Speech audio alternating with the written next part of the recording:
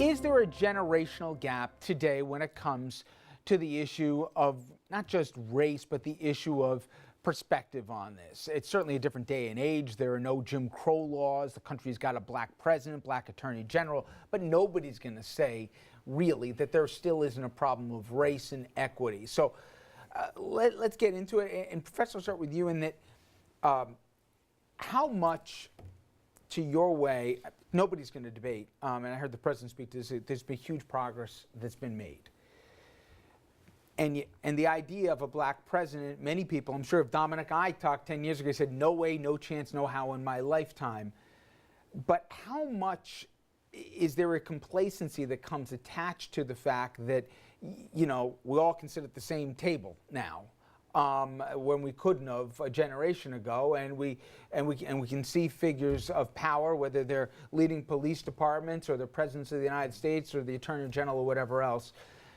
How much do you put that as a yard post to advancement, and how much do you say at the same time, you know, the younger generation may look at it and say, I don't know what you're talking about, you know, it's a different world now? Well, they can look at it. It is a different world in many aspects. They'll hit the prejudice that will affect their lives, maybe their second job, where I saw it in college in my first job. My parents perhaps saw it, you know, when they attempted to register to vote or to do basic things like find a house.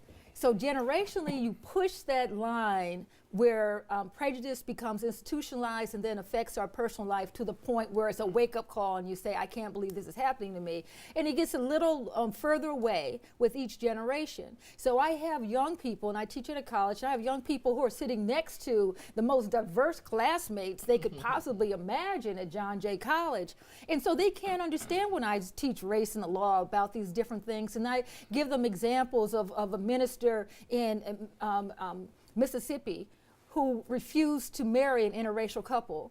Or I talk about the latest FBI statistics on hate crimes, where 70% of the hate crimes are against people of African descent around the country. And that's for 2013, 70% of those hate crimes. And we're talking about thousands of FBI-based statistics on hate crimes. So these things are happening, but they're happening in a way in which it's going to negatively affect their lives that prevents them from advancing or slows them down later in life. They'll see it. They just don't see it right now. You know, Dominic, it's if I go back 35, 38 years ago, if a kid said the N-word on the playground, there were some kids that have a problem with it, but you'd hear it. I tell you, if my kids, and they're not special, okay, but if they or anyone they know, if the word came out in any of the class, everything would stop. But how much progress has been made, and how much does the younger generation, and there was an episode of a sitcom last night that they're joking around, you know, that they said they don't see it anymore. The kids are doing better in terms of, it appears to me, in terms of race relations. You already know, Richard, it disturbs me greatly when I see kids on the subway in New York City. I'm talking about kids of color now, using the N-words as a term of endearment. And you now see white kids when they're together with their friends. One night I was coming out the supermarket and it was just like, they're all white kids now. And I started to walk over and say something, and I have to be honest about this. I got pissed off because let 10 black kids get together and it's a 911 call. Here comes the entire police department. White kids can get together 30, 40, 50, 60, and they're just having a good time. So I guess we are more sensitive to the issue of race, and the professor, she's only 21, so it hasn't hit her yet. But 22, okay. My birthday. And so Richard, so you do see it. So like, I was greatly offended last week with the Oscars. How do you not nominate one black actor or actress? The president, I told you, wait till he leaves office and he writes his book. He was so offended, on Friday night, he invited the cast to Selma, from Selma to the White House for a private screening, not with any other movie. Wait until you see Mr. Obama's book when he leaves office. Chief?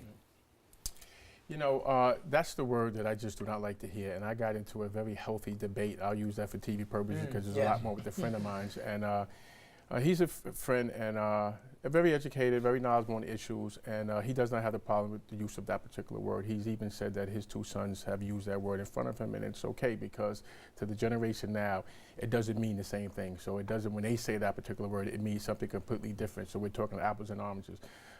That's a word that my two sons know very well, that I bet not ever hear come out of their particular mouth, because people will lynch, they will hang. It was the tag that was put on us. So I would challenge that the youth today that study that particular history, because if you study the history, I think you will stop using that. Now, I understand that society has made that very sexy. They made it very common. They made it very acceptable. But that's when the structure of the family comes in and says that, you know, that's out there, but with my two boys, and my oldest son is 26 and my youngest son is 16 years of age, that's fine.